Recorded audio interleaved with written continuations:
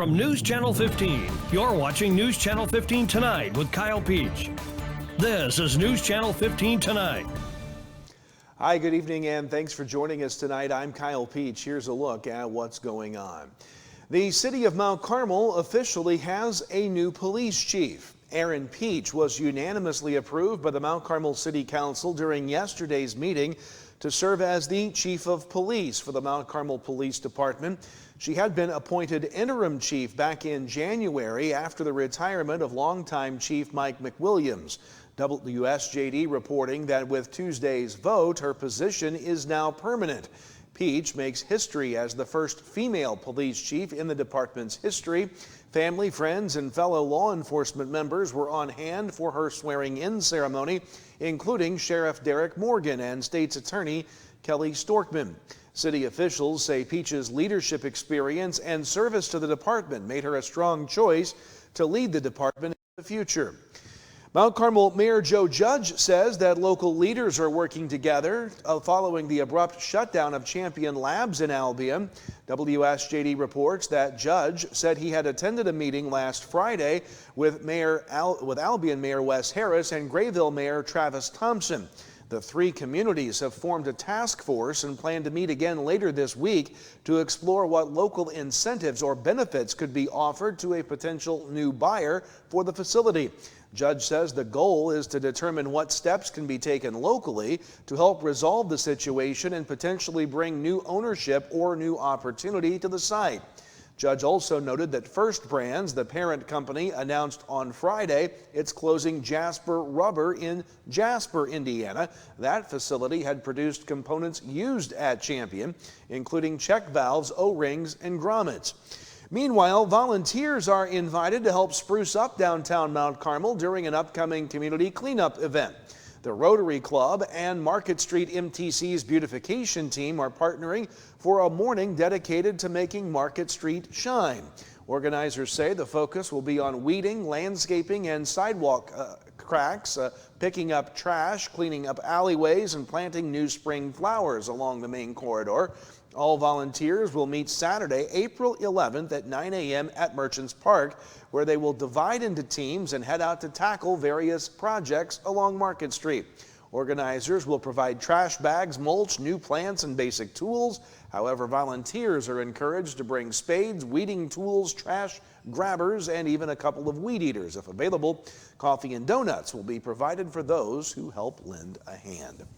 Looking at area arrests tonight, the Wabash County Sheriff's Department arrested 41-year-old Josie M. Lewis.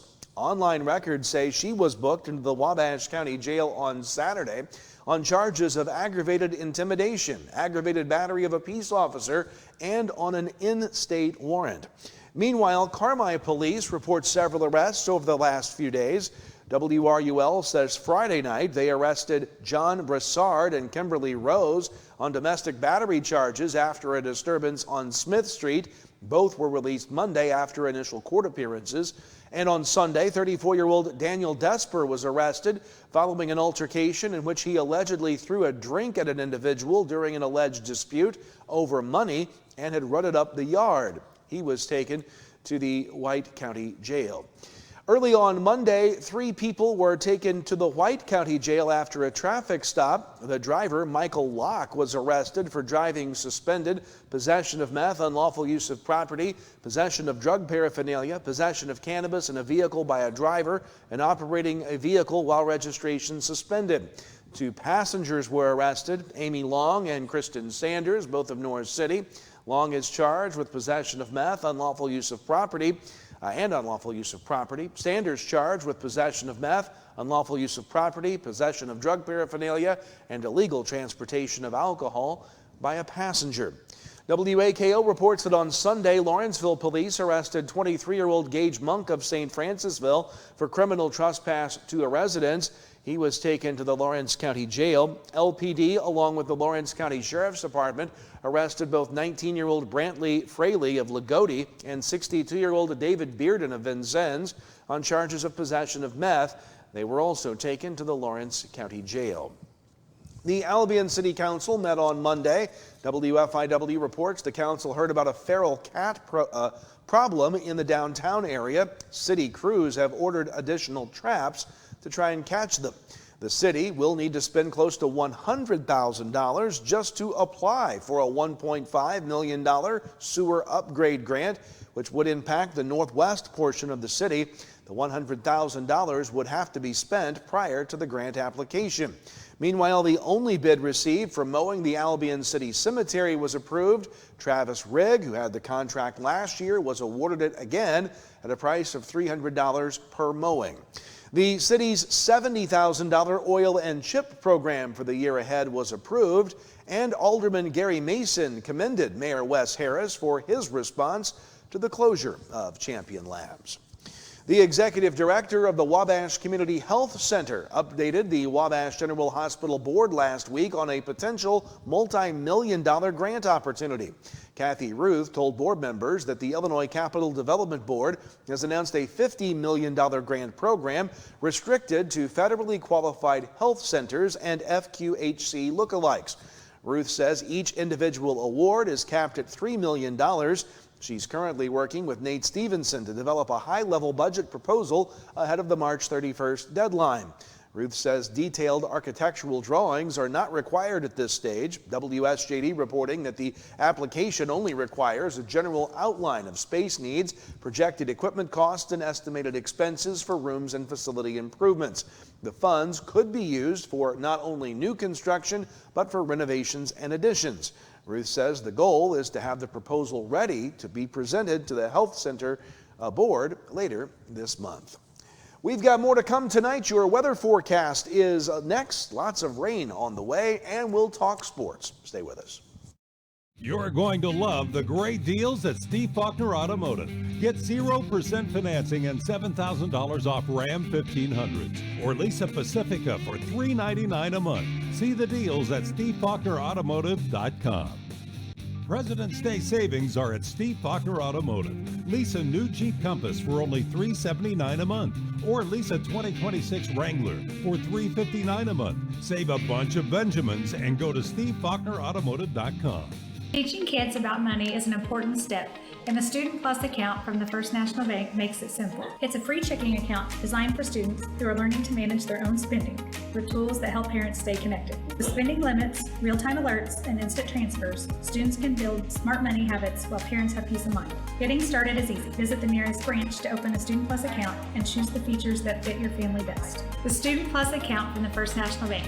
Parents choose the controls, students learn responsibility. Member FDIC. Employees impacted by the closure of Champion Labs are encouraged to attend rapid response support meetings at Frontier Community College on March 5th, 6th, or 9th. These meetings explain your rights and the benefits you may be entitled to, including unemployment insurance, health coverage options, retirement guidance, utility assistance, job search support, and training opportunities. Visit iecc.edu/Champion Labs for full details. You are not alone. Support is available.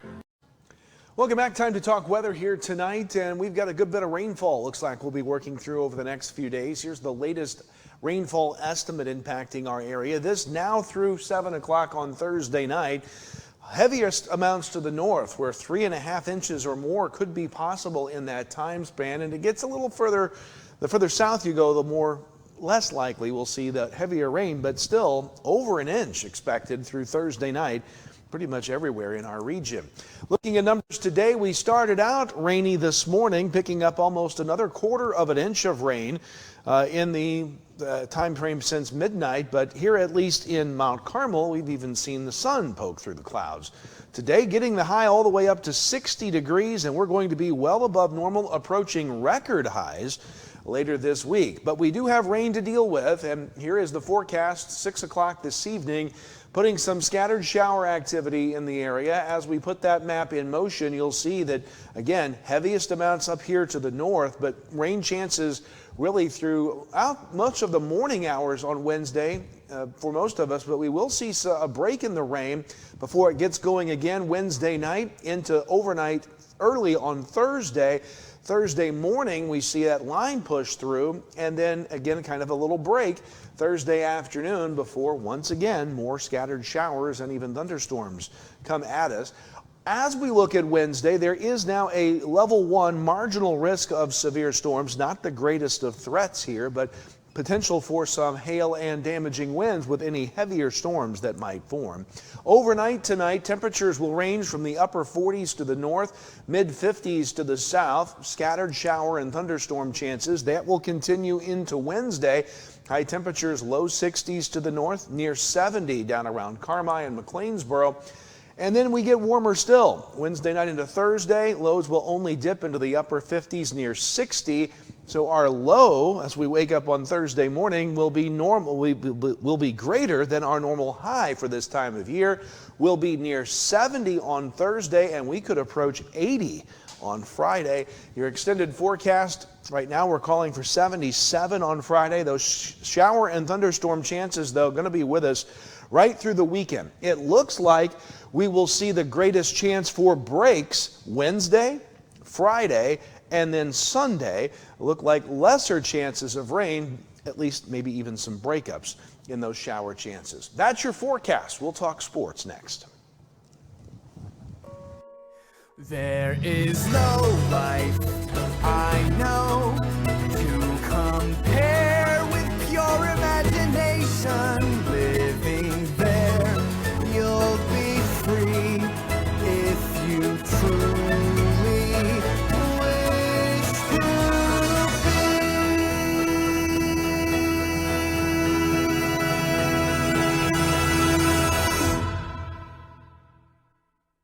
Are you living with chronic conditions or finding it hard to manage your health at home? If you're 18 or older, have a primary care provider through Wabash General Hospital, and live in Wabash, Edwards, White, or Lawrence County, our community paramedics can help. Get support in the comfort of your home, including follow-up care, home safety and medication education, vital sign checks, disease management support, and resource connections. Our certified paramedics will work with your doctor to provide non-emergent care to keep you healthy at home. Ask your WGH primary care provider for a referral to community paramedicine.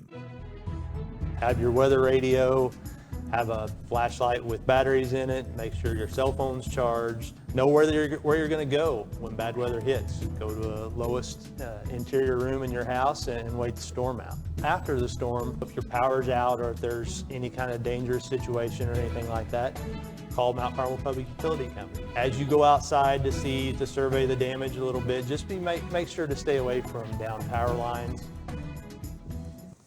Welcome back. Time to talk sports. The girls' high school basketball season came to a close for our area teams last night as Edwards County took part in the IHSA Super Sectional. Despite leading third-ranked Mount Pulaski at halftime 25-22, the Lions season ended falling 48-38. Edwards County finishes the year at 29-6 and were regional and sectional champions. In another game close to us, T-Town fell to Benton in the 2A Super Sectionals against Breeze Central, 46-34. Meanwhile, the Little Illini Conference has released its all-conference teams for the season. First team selections from our area include Mount Carmel's Riley Hershey and Macy Randall, Adeline Sanders of Lawrenceville, Alani Bergbauer of Newton, Aaliyah Flitner and Kelsey Weiler of Olney. Named second team, Tinsley Dunlap of Mount Carmel, Allie Herman of Newton. Honorable mention, Olivia Peach of Mount Carmel, Reagan Ivers of Lawrenceville, Izzy Meinhardt of Newton, and Kaya Siesengood of Olney. Congratulations.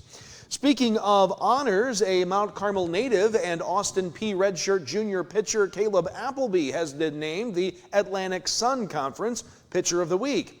The award announced Monday. The right-hander made his third career start on the mound against a Big 12 opponent in Cincinnati on the road and got his first win of the year. In the outing, Appleby threw a career-high 7 innings, allowing no runs, just 1 hit, and which is a season low, by the way. He also struck out 6, matching a career high. Appleby has struck out 6 batters across every start this season and allowed 2 or fewer hits in 2 of his 3 appearances. It's his first career conference weekly honor.